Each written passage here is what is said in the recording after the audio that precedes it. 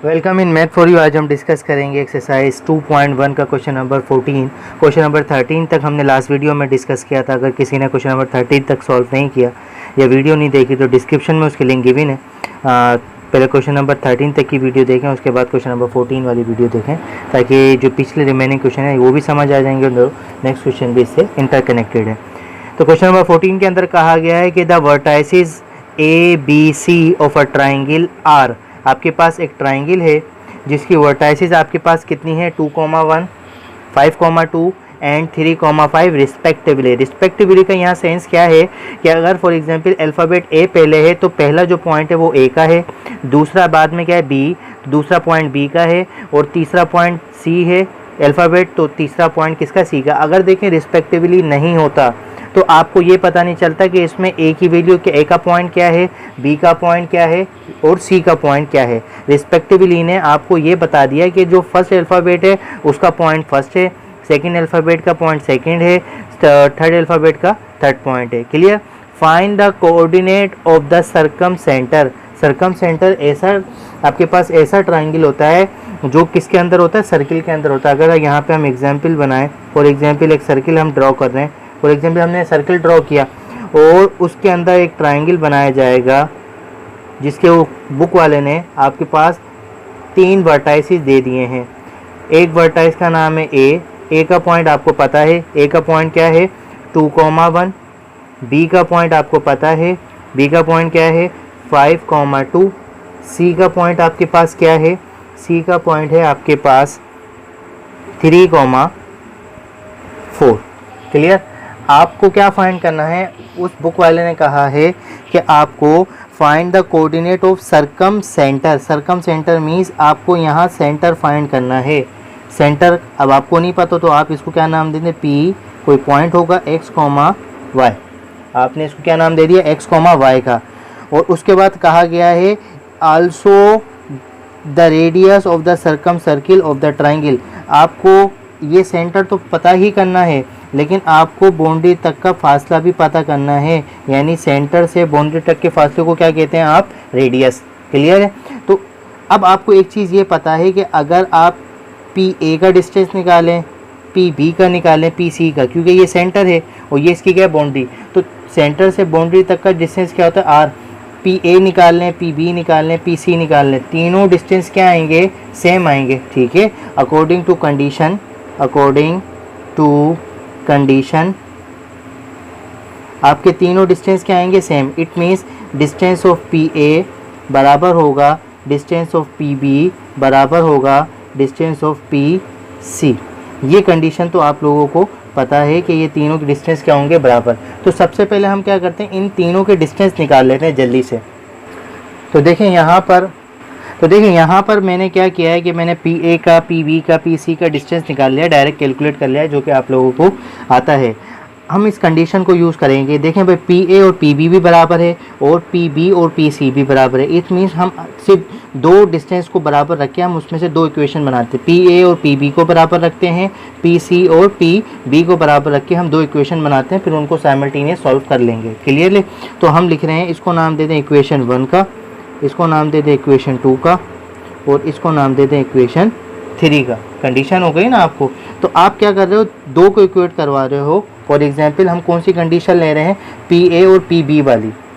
तो देखें मैंने क्या किया, पी ए और पी बी बराबर है दोनों, तो मैंने दोनों कंडीशन को यूज़ किया। पी ए की मेरे पास क्या वैल्यू आई थी, ये पूरी वैल्यू यहाँ पे मैंने इंसर्ट कर दी, पी बी की भी मैंने वैल्यू यहाँ इंसर्ट कर दी।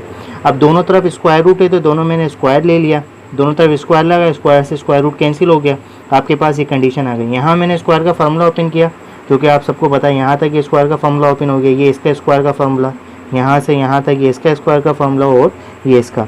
अब देखें यहाँ पे एक्स स्क्वायर इधर प्लस का है, इक्वल टू के बाद भी क्या है प्लस का, तो एक्स स्क्वायर कैंसिल। उसके बाद ये क्या नज़र आ रहा है आपको, वाई स्क्वायर इधर प्लस का है, वाई स्क्वायर इधर भी किसका है, प्लस का, ये भी कैंसिल। अब आप क्या करेंगे, एक्स वाली वैल्यूज़ को सारी इस तरफ ले आएंगे और इनको सॉल्व कर लेंगे सिंपली। तो देखिए यहाँ मैंने इसको क्या कर लिया, सिंप्लीफाई कर लिया। पहले यहाँ पे 4 और 1 कितना हो गया 5, 4x माइनस का 2y इधर सेम, इधर यहाँ पे 25 है और ये क्या है 4, तो 29 हो गया, माइनस का 10x और माइनस का 4y सेम। अब ये 29, 10x, 4y ये सारे उस तरफ मूव करवाएंगे, ये चीज़ सेम आ गई। 29 इधर प्लस का इधर आके इक्वल टू की तरफ माइनस का हो जाएगा, 10 माइनस का इधर आके प्लस का, 4 माइनस का इधर आके प्लस का, और इसके बाद सिंप्लीफाई कर लें। ये है माइनस का 4x, ये है प्लस का 10x। तो माइनस का 4x और प्लस का 10x, जब प्लस माइनस माइनस 10 में से 4 आप कैंसिल करेंगे तो आपके पास कितना बचेगा, 6 बचेगा, वो यहाँ आ गया। इसी तरह 2y है और ये कितना है, 4y है, ये प्लस का साइन है, ये माइनस का साइन है, तो कितना बचेगा, 2y बचेगा आपके पास, सेम एज इट इज़। उसके बाद आपके पास लिखा हुआ है 29 और 5, 29 में से 5 जाएंगे 24 बचेगा। इसमें से मैं 2 कॉमन ले लूँ, जब 2 कॉमन लूँगा 2 के टेबल में 6 कहाँ आता है, 3 पर 3 आ जाएगा, 2 के टेबल में 2 कहाँ आता है, 1 पे 2 बाहर क्या बचेगा 6, और 2 के टेबल में 24 कहाँ आता है 12 पर। 2 इसके साथ क्या करेगा, मल्टीप्लाई, वहाँ जाके डिवाइड करेगा 0 से तो 0 हो जाएगा। ये आपके पास कंडीशन आ गई, कौन सी, पहली कंडीशन जो आपने किसको यूज़ किया था, पी ए और पी बी को। एक इक्वेशन बन गई। बेसिकली आपको 2 इक्वेशंस बनानी है, उसमें से एक्स वाई की वैल्यू निकालनी है। आपने कंडीशन क्या यूज़ की, पी ए और पी बी को। अब क्या यूज़ करेंगे, पी बी और पी सी को यूज़ करके, सेम ये क्राइटेरिया है, ऐसे ही आपके पास सेकंड इक्वेशन बनेगी, वो मैं जल्दी से यहाँ पे लिख देता हूँ। तो देखें यहाँ पे मैंने पी बी और पी सी को सेम लेकर उसको सॉल्व किया है, और ये पोस्ट करके देख लीजिएगा, पूरी की पूरी सेम इसी तरह जिस तरह हमने पी ए और पी बी को सॉल्व किया था और एक इक्वेशन मिली थी जिसका नाम दिया था ए, इसी तरह हमने पी बी और पी सी को दोनों वैल्यू रख के इक्वेट किया है, और यहाँ पे हमें एक इक्वेशन मिली जिसका नाम हमने क्या दिया है, बी। अब क्या करेंगे, देखें ये भी लीनियर इक्वेशन है, ये भी लीनियर इक्वेशन, इन दोनों को सॉल्व करेंगे और हमें एक्स वाई की वैल्यू मिल जाएगी। बेसिकली हमारा मेन टारगेट क्या था, हमें एक्स वाई की वैल्यू फाइंड करनी थी, ये पॉइंट ही था। तो देखें एक्स वाई इसमें भी नज़र आ रहा है और एक्स वाई इसमें भी नज़र आ रहा है, तो इसको डायरेक्ट क्या करेंगे, सॉल्व कर लेंगे। तो अब लिखेंगे यहाँ पे सॉल्विंग इक्वेशन कौन कौन सी, ए एंड बी। अब देखें इक्वेशन ए एंड बी अगर हम लिखें यहाँ पे, इक्वेशन ए क्या है आपके पास, इक्वेशन ए है 3x प्लस का y माइनस का 12 इज इक्वल टू 0, ये आपके पास ए इक्वेशन हो गई। उसके बाद बी इक्वेशन क्या है, x माइनस का y माइनस का 1 इज इक्वल टू 0। अगर मैं इन दोनों इक्वेशन को ऐड करवा दूँ, क्लियर है, ऐड क्यों करवा दूँ, क्योंकि यहाँ पे एक्स वाई प्लस का है, यहाँ y माइनस का, तो ये कैंसिल हो जाएगा। ये सिंगल x है, ये 3x से कितना हो जाएगा, 4x माइनस माइनस प्लस, तो माइनस का कितना बचेगा, 13 इज इक्वल्स टू 0। यहाँ से आप वैल्यू निकाल लें, 13 उधर प्लस कर रहा है, माइनस कर रहा है, तो जाएगी क्या करेगा, plus 4x is equals to 13, x is equals to 13/4। ये आपके पास किसकी वैल्यू निकल गई, x की। अब ये x की वैल्यू आप इक्वेशन ए में पुट कर दें, ये इक्वेशन बी में पुट कर दें, आंसर आ जाएगा। तो हमने ये x की वैल्यू कौन सी इक्वेशन में पुट की है, b। आपके पास b इक्वेशन क्या थी, x minus Y minus 1 is equal to 0, x की जगह पे 13/4 माइनस वाई माइनस 1। अब देखिए यहाँ y की वैल्यू चाहिए, y इधर क्या कर रहा है, माइनस इक्वल टू के बाद आगे क्या कर रहा है, प्लस, y को मैं इधर ले आया 13/4 माइनस का 1, 1 के नीचे कुछ भी नहीं तो क्या 1, 4 और 1 का एलसीएम लेंगे, क्या आएगा 4, इनको क्रॉस मल्टीप्लाई करते हैं, 13 1 13, 4 1 4, 13 में से 4 का 9/4। देखें ये x की वैल्यू भी मिल गई और y की वैल्यू भी मिल गई। तो आप क्या लिखेंगे, आप लिखेंगे so the required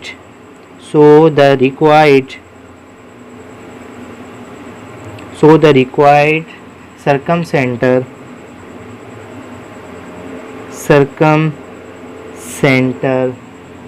is circumcentre P is equal P comma X Y था ना, किसके बराबर था, P x की वैल्यू क्या है आपके पास 13/4 कॉमा y की वैल्यू क्या है आपके पास 9/4। ये तो आपका कौन सा आंसर निकला है कि आपको किताब वाले ने कहा था कि सर्कमसेंटर फाइंड करो, क्या फाइंड करो, सर्कमसेंटर। उसके बाद क्या पूछा गया है, also the radius of the circumcenter of the following triangle. अब आपको क्या करना है कि आपको इसका सर्कमसेंटर भी फाइंड करना है, सर्कम रेडियस भी फाइंड करना है। सर्कम रेडियस मतलब ये पॉइंट मिल गया आपको, या तो पी ए से डिस्टेंस निकाल लो, पी ए से बी से निकाल लो, या पी सी से निकाल लो, क्योंकि P A P B P C ये सारे क्या शो कर रहे हैं, ये रेडियस को शो कर रहे हैं। तो हम क्या करेंगे, यहाँ पे पी ए का डिस्टेंस ले लेंगे, किसके बराबर होगा, आर के बराबर होगा, क्योंकि हमें पता है पी ए से पी का डिस्टेंस कितना होगा, आर।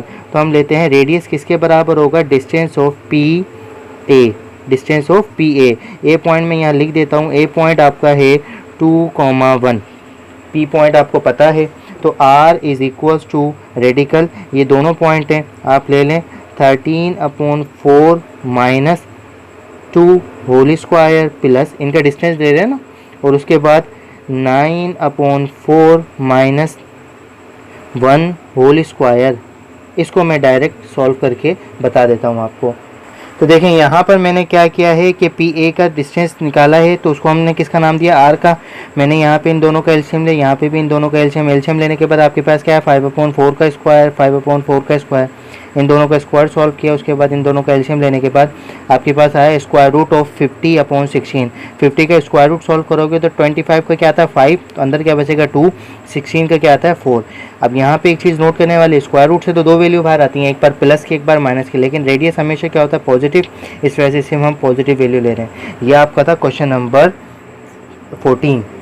उसके बाद क्वेश्चन नंबर 15 है। क्वेश्चन नंबर 15 के अंदर कहा है इक्विलेटरल ट्राइंगल। इक्विलेटरल ट्राइंगल कौन सा ट्राइंगल होता है, ऐसा ट्राइंगल जिसकी तीनों साइड्स क्या हो इक्वल, ये भी साइड बराबर हो, ये भी साइड बराबर हो, ये भी साइड बराबर हो। क्लियर है, ये तीनों इक्वल मार्क को शो कर रहे हैं। Has one vertex at a point, एक उसकी कौन सा पॉइंट है उसका 3,4, लेकिन इसका नाम देते हैं 3,4।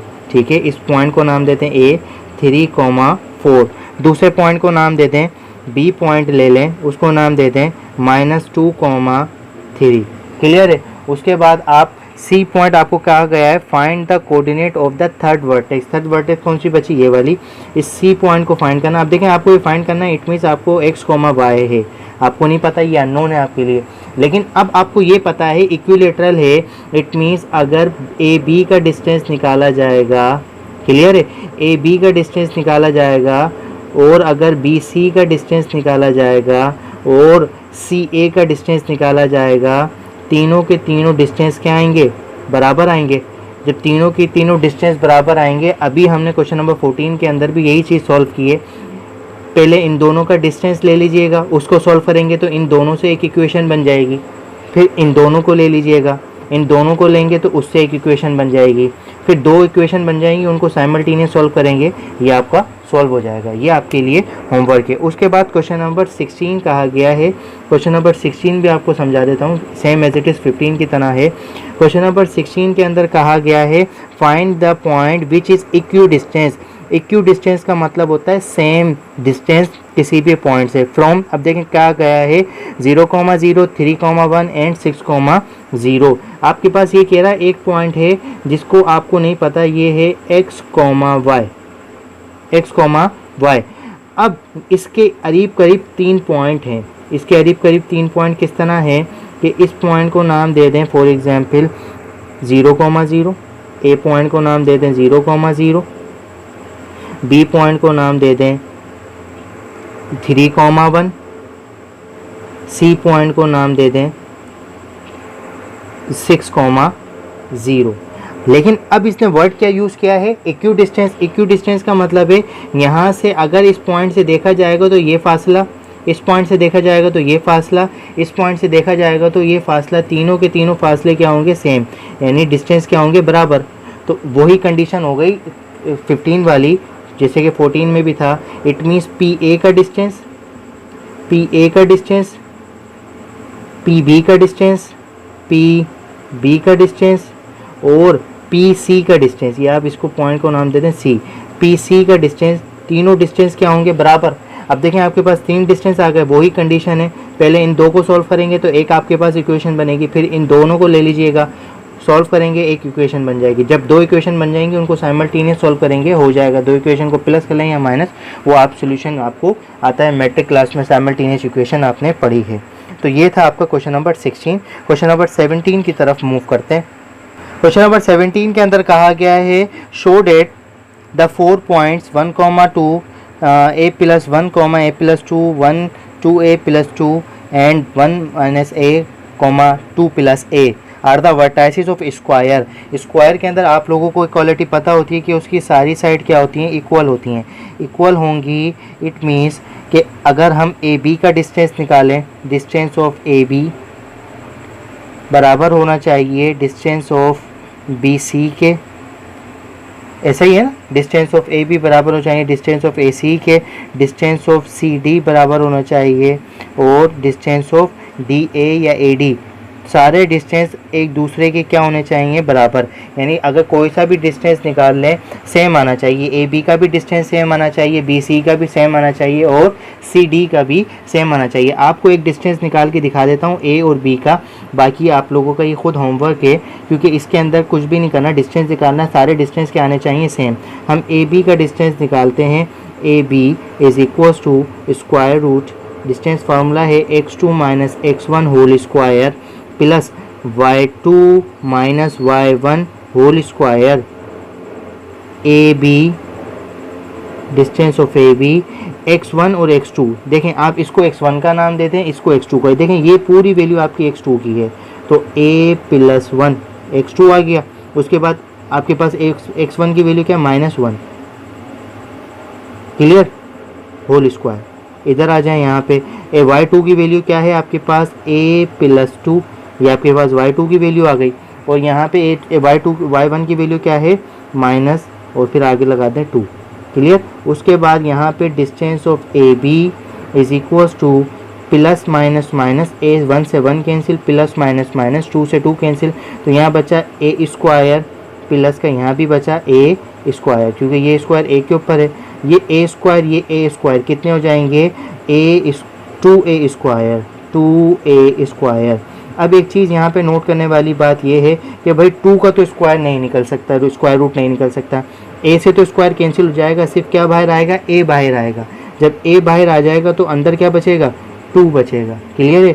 तो ए बी का डिस्टेंस कितना निकला, a रेडिकल 2 यूनिट्स, ठीक है, ये इसका डिस्टेंस निकला। इसी तरह ए बी सी का भी डिस्टेंस यही आएगा, सी डी का भी यही आएगा और ए डी का भी आएगा, तीनों डिस्टेंस यही आएंगे। तो आपका ये प्रूव हो जाएगा कि ये चारों वर्टाइसेस किसके हैं, स्क्वायर के हैं। बस डू योर सेल्फ, इसमें कोई ऐसा हार्ड एंड फास्ट रूल नहीं है।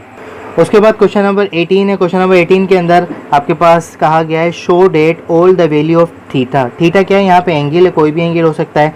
The distance between the point, point आपके पास कौन सा है, एक पॉइंट का नाम है x, y, दूसरे पॉइंट का नाम है x plus mu cos theta, y plus mu sine theta, किसके बराबर है, इसका पूरा इन दोनों का डिस्टेंस कह रहा है ना, द डिस्टेंस बिटवीन, एक पॉइंट ये है आपके पास, दूसरा पॉइंट ये है, इसका जो डिस्टेंस है वो किसके बराबर है, म्यू के।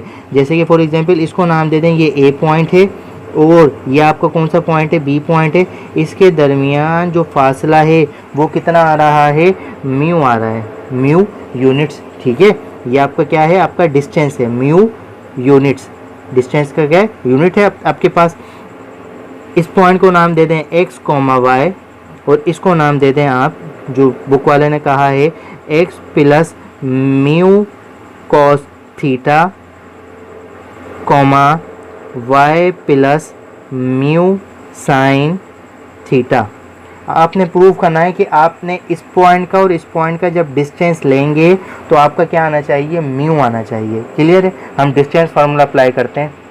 तो देखें यहाँ पे मैंने डिस्टेंस फार्मूला लिखा। अब आपके पास x2 की वैल्यू क्या है, देखें कॉमा से पहले जितनी भी है ये पूरी x2 की वैल्यू है, ये जितनी भी है ये किसकी वैल्यू, y2 की, ये x1 की वैल्यू, ये y1 की वैल्यू। तो x2 की वैल्यू क्या है आपके पास, x plus mu cos theta, clear है। उसके बाद फिर क्या लगेगा, माइनस x1 की वैल्यू क्या है, x और ब्रैकेट क्लोज, क्लियर है। उसके बाद है y2 की वैल्यू क्या है आपके पास, y plus mu sine theta minus y1 की वैल्यू क्या है आपके पास, y, उस पर क्या आ जाएगा, square root. Distance of A B is equal to, ये माइनस का x, ये प्लस का x कैंसिल, ये y प्लस का, ये y माइनस का कैंसिल। अब देखें ये स्क्वायर किस पे है, ये स्क्वायर म्यू के ऊपर भी बचा है, ये स्क्वायर कॉस के ऊपर भी, तो ये हो जाएगा mu square cos square theta plus same as it is यहाँ भी अप्लाई कर दें तो ये हो जाएगा mu square sine square theta, clear है। कितनी टर्म्स बची हैं, दो, एक टर्म ये है, दूसरी टर्म ये है। इन दोनों टर्म्स में क्या कॉमन है, इन दोनों टर्म्स के अंदर म्यू स्क्वायर कॉमन है। अगर मैं म्यू स्क्वायर को कॉमन लूँगा तो म्यू स्क्वायर कॉमन आ जाएगा, यहाँ क्या बचेगा, cos square theta plus sign square theta. अब देखें, आपने फर्स्ट ईयर क्लास में आइडेंटिटी पढ़ी है, मैट्रिक क्लास में भी पढ़ी है कि mu sign square theta plus cos square theta किसके बराबर होता है, 1 के। तो इसकी जगह क्या आ जाएगा, 1, स्क्वायर से म्यू स्क्वायर रूट कैंसिल हो जाएगा, तो डिस्टेंस ऑफ ए बी कितना बचेगा, 1 का स्क्वायर रूट क्या बचेगा, 1, तो सिर्फ क्या बचेगा, म्यू। म्यू आगे क्या लगा दें, यूनिट, इसका कोई यूनिट्स नहीं पता हमें, तो हम सिर्फ आगे क्या लगा देते हैं, यूनिट्स। तो ये आपका क्या हो गया, प्रूव हो गया कि आपने ए और बी का जो डिस्टेंस निकाला है वो कितना आया है, म्यू, और किताब वाले ने भी कहा था कि क्या आना चाहिए, म्यू आना चाहिए। ये था आपका exercise question number 18, last question था। नेक्स्ट वीडियो में नेक्स्ट एक्सरसाइज को डिस्कस करेंगे। मज़ीद वीडियोस के लिए हमारे चैनल को सब्सक्राइब करें, वीडियोस को लाइक करें। Thank you.